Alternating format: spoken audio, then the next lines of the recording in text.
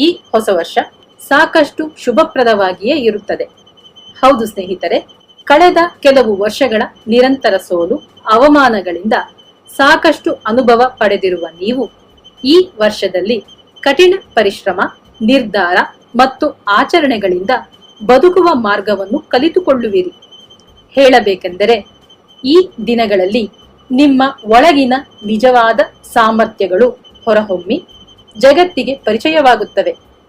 ವರ್ಷ ಪೂರ್ತಿ ಒಂದಲ್ಲ ಒಂದು ಕೆಲಸ ಮಾಡುತ್ತಾ, ವರ್ಷ ಪೂರ್ತಿ ದುಡಿಯುತ್ತಾ ನಿಮ್ಮ ಆರ್ಥಿಕ ಸ್ಥಿತಿಗತಿಗಳನ್ನು ಹೆಚ್ಚಿಸಿಕೊಳ್ಳುವಿರಿ.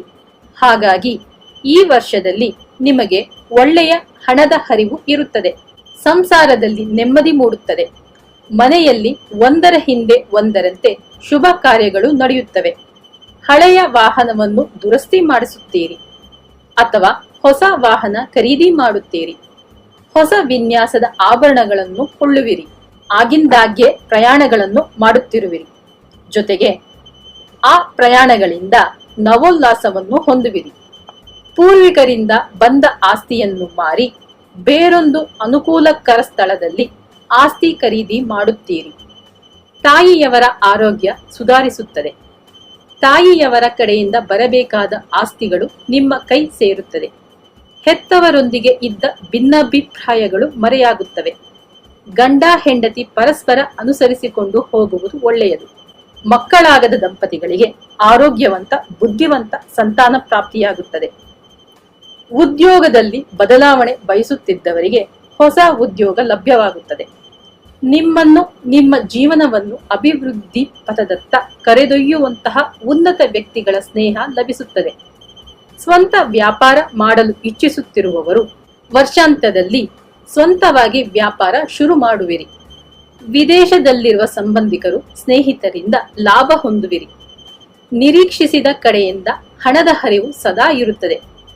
ಉಪಾಯವಾಗಿ ಮಾತನಾಡಿ ನಿಮ್ಮ ಕೆಲಸಗಳನ್ನು ಸಾಧಿಸಿಕೊಳ್ಳುವಿರಿ. ಎಷ್ಟೇ ದುಡ್ಡು ಬಂದರೂ ಉಳಿತಾಯ ಮಾಡಲಾಗದಂತಹ ಖರ್ಚುಗಳಿರುತ್ತವೆ. ಜೇಬು ಖಾಲಿಯಾಗದ ಹಾಗೆ ಜೋಪಾನವಾಗಿ ಉಳಿತಾಯ ಮಾಡಿ. ಶುಭ ಕಾರ್ಯಗಳಿಂದಲೂ ಅತಿಥಿಗಳ ಆಗಮನದಿಂದಲೂ ನಿಮ್ಮ ಮನೆಯು ಸದಾ ಕಳೆಗಟ್ಟಿರುತ್ತದೆ. ಇಲ್ಲಿಯವರೆಗೂ ಸತಾಯಿಸುತ್ತಿದ್ದ ಸರ್ಕಾರದಿಂದ ಆಗಬೇಕಾದ ಕೆಲಸಗಳು ಇನ್ನೂ ಹೆಚ್ಚಿನ ಕಾಲ ವಿಳಂಬ ಆಗದೆ ತಕ್ಷಣದಲ್ಲೇ ಮುಗಿಯುತ್ತವೆ. ನಿಮ್ಮ ಸ್ನೇಹಿತರ ಬಳಗ ದೊಡ್ಡದಾಗುತ್ತದೆ.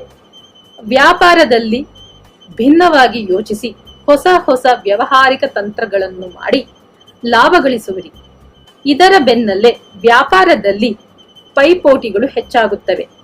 ಕೆಲಸದಲ್ಲಿ ಒತ್ತಡ ಹೆಚ್ಚಾಗಿರುತ್ತದೆ.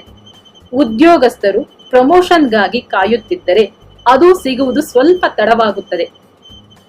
ವಿದ್ಯಾರ್ಥಿಗಳು ಪರೀಕ್ಷೆ ತಯಾರಿಗೆ ಸಂಪೂರ್ಣ ಸಮಯ ಒದಗಿಸಿ ಶಿಸ್ತು ಶ್ರದ್ಧೆಗಳಿಂದ ಅಧ್ಯಯನ ಮಾಡಿರಿ. ಆಗಷ್ಟೇ ನೀವು ಉನ್ನತ ದರ್ಜೆಯಲ್ಲಿ ಉತ್ತೀರ್ಣವಾಗಲು ಸಾಧ್ಯ. ನೆನಪಿನ ಶಕ್ತಿಗಾಗಿ ಯೋಗ ಧ್ಯಾನಗಳನ್ನು ಮಾಡುವುದನ್ನು ಅಳವಡಿಸಿಕೊಳ್ಳಿ. ಸಿನಿಮಾ ಕಲಾವಿದರು, ತಂತ್ರಜ್ಞರು ಒಳ್ಳೆಯ ಅವಕಾಶಗಳನ್ನು, ಸಂಭಾವನೆಗಳನ್ನು ಪಡೆಯುವಿರಿ. ಈ ವರ್ಷ ಎಚ್ಚರಿಕೆ ವಹಿಸಬೇಕಾದ ವಿಷಯಗಳೆಂದರೆ, ತುರ್ತು ಅಗತ್ಯಗಳಿದ್ದಾಗ ಸಹಾಯ ಮಾಡುತ್ತೇನೆ ಎಂದವರು ಸಕಾಲಕ್ಕೆ ಸಹಾಯ ಮಾಡದೆ ಹೋಗಬಹುದು. ಹಾಗಾಗಿ ಪ್ರತಿ ಪ್ರಯತ್ನದಲ್ಲೂ ಬದಲಿ ವ್ಯವಸ್ಥೆಗೆ ಸಿದ್ಧರಾಗಿರಿ. ಅಂದರೆ ಪ್ಲಾನ್ ಬಿ ಯನ್ನು ರೆಡಿ ಇಟ್ಟುಕೊಳ್ಳುವುದು ಒಳ್ಳೆಯದು. ನಿಮ್ಮ ಮುಂಗೋಪದಿಂದ ಒಳ್ಳೆಯವರ ಸ್ನೇಹ ಕಳೆದುಕೊಳ್ಳದ ಹಾಗೆ ನೋಡಿಕೊಳ್ಳಿ. ಪರಿಹಾರಾರ್ಥವಾಗಿ ಶುಕ್ರವಾರಗಳಂದು ಅಮ್ಮನವರ ಪ್ರಾರ್ಥನೆ ಮಾಡಿರಿ. ಶುಭವಾಗಲಿ.